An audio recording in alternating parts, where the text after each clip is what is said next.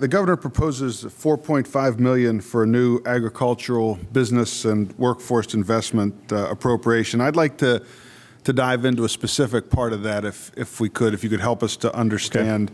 Okay. The Pennsylvania Agricultural Business Development Center, which looks to be funded at about $2 million. Is that, we already have the Center for Farm Transitions, we have the Preserve Farm Resource Center. Is this combining those? Is that kind of how you envision it? Yeah, combining and expanding. Okay, and that was my next question, because normally when we combine, agencies or departments or bring something together, it saves us money. It doesn't cost us an additional $2 million. So can you talk a little bit about what that money is going to be for and how that is going to enhance what we already have?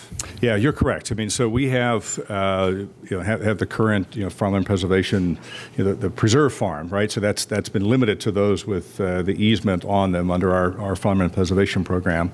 The Farm Link has been helpful over the years of helping link, as the name implies, folks who are transitioning in agriculture in and out. We've got the Center for Dairy Excellence, which has been doing transition planning for folks in the dairy industry. But there's no sort of very intentional, methodical, comprehensive planning spot in the Department of Agriculture, right? So we do these things if they're preserved, if they're in a particular commodity, or happen to find us in the Farm Link space, but nothing that really speaks to what we're doing in the strategic planning effort to say, if we like the agriculture we have and want to see it continue, how do we help facilitate that? So it's about market planning, it's succession planning, there's transition planning, or just simple business planning. So is the $2 million, would it be fair to say that is going to be, you're going to bring on additional staff, or? So the goal would be, and again, we borrowed the model from the Center for Dairy Excellence, and that is you have a staff or some nucleus of staff, but the work is really done in the private sector. I mean, this is about the finance, it's the attorneys, it's the folks who are doing in any level of advisory capacity with farmers to help them. Are you concerned at all, or is there a concern out there with duplication of services with what Penn State? With what our Penn State resource centers do? Is there anything that you're? I'm looking at we are investing a lot of additional money, which I come from a very strong ag area, and that's fantastic. But we also have a lot of Penn State extension. We do have stuff kind of boots on the ground. Is there any concern that there's going to be overlap or duplication of these services, or do you feel confident that this new appropriation of money is going to be well worth the investment? Yeah, I feel very confident that one of the missing pieces. It's a little bit like the urban ag question earlier, that we get involved in a lot of conversations, a lot of expectations of what the department can do. We just want to have this resource spot, the center, that irrespective of why somebody is in transition or thinking about a new market or where they want to go, is that they have a resource that they can use that's modeled after the Preserve Farm Resource Center. It's modeled after. So, yeah.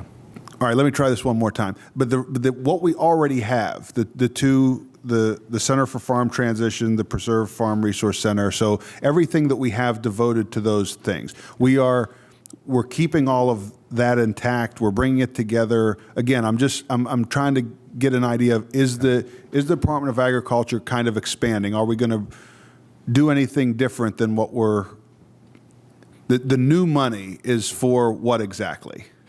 Yeah, so the new money would be for this provision of the Farm Bill, very specific to the business planning, market development, succession planning.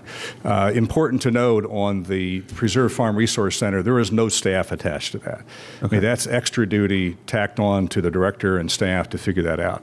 So we're trying to have staff dedicated to help facilitate that.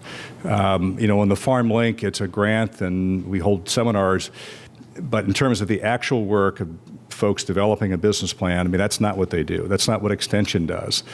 So our hope is that we can leverage what Extension and other resources, but you need a portal one spot that can triage the questions that we're getting daily from farmers about, where is my future in this business? If I want to transition out of dairy to something else, what can I do? What are my opportunities around industrial hemp? I mean, can I add aquaculture? I mean, the list goes on and on.